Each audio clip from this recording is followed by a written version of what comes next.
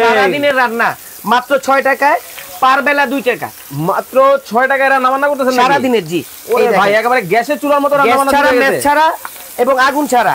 আজব এক robot curry cooker নিয়ে এসেছি, সারা মাসের রান্না হবে মাত্র 180 টাকায়। মাত্র 180 টাকায় জাপান থেকে রোবট নিয়ে এসেছি ভাই। সারা মাসের রান্না বান্না কিন্তু করতে পারবেন। জাপান থেকে নাকি রোবট চলে আসে। ওরে ভাই একেবারে সেট করে রান্না হইতাছে ভাই। সারা মাসের রান্না কেন 180 টাকা হবে বলেন তো? কেন? এই যে জাপান থেকে রোবট নিয়ে এসেছি, তা আবার ইনভার্টার।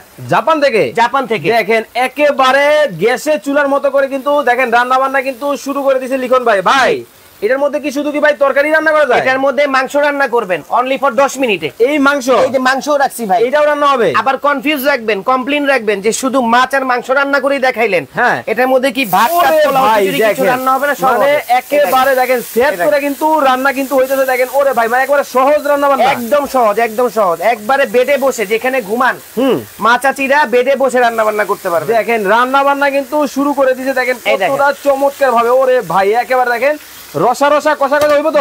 একদম রসা রসা হবে, কষা কষা হবে। আপনি যদি কত সহজ কিন্তু ঝোল জাতীয় খাবার খেতে চান সেটাও পসিবল, যদি ভাজা পোড়া করতে চান সেটাও পসিবল। আচ্ছা, রমজান মাস চলে গেছে, রমজান মাসের যে আপনার ভাজা পোড়া গুলো আছে, আলু চপ, বেগুনি, পেঁয়াজ, সব এটার মধ্যে আপনি ভাজা পোড়া করতে পারবেন। কত সহজেই কিন্তু রান্না বান্না কিন্তু শুরু করে দিয়েছে। দেখেন